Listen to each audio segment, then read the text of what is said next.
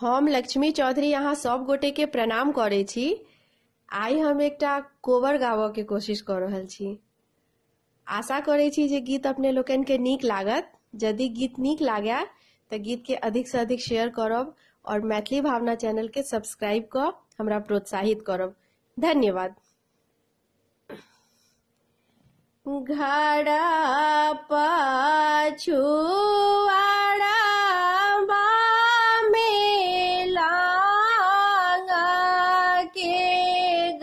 छिया लांगा फूलाए आधी राती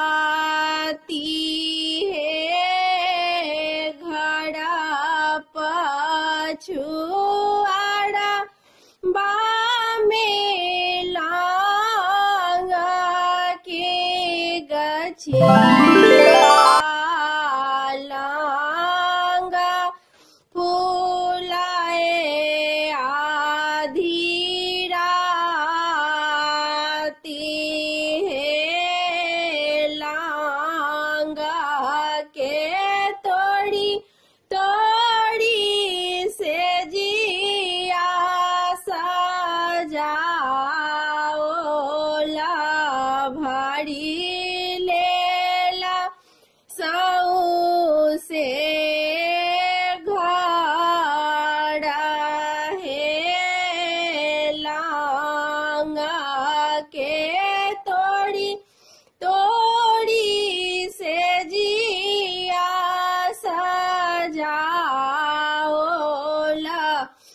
भरी लेला साओ से घड़ा हे ताही को बरसुता गेला दुल्हा सा रामचंद्र दुल्हा संग लागल सीता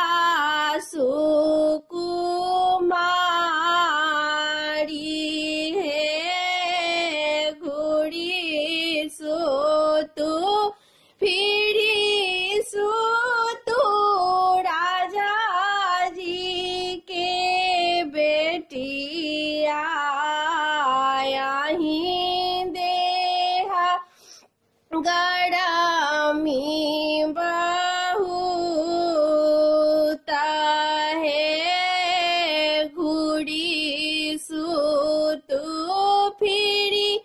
सुतु राजा जी के बेटिया यहीं देहा गड़मी बहुत है तबा बचन जावा सुनालानी सिया सुहावे से जा छोड़ी भुइया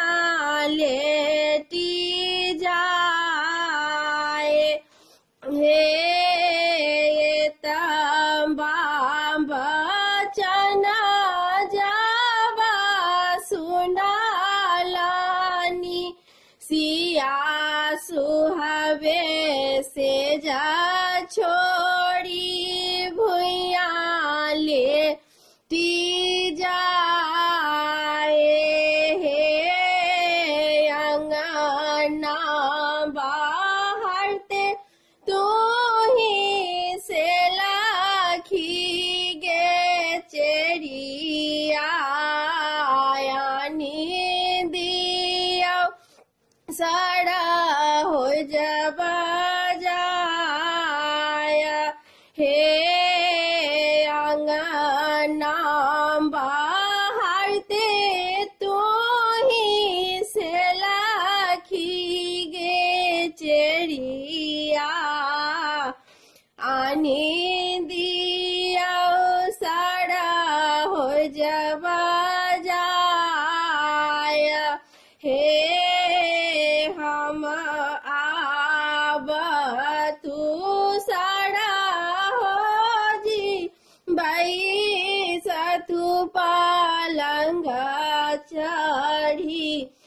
देखी लियाओ ननदो चरित्र हे आम्बथु साड़ा हो जीवई सुतु पालंग चढ़ी देखी लिया ननदो चरित्र हे हमारो ननदो से गंगा जी के मानला जुनी कहू न को कुबोला हे हमारो ननदोसी गंगा जी के मानला जुनी कहियाऊ न को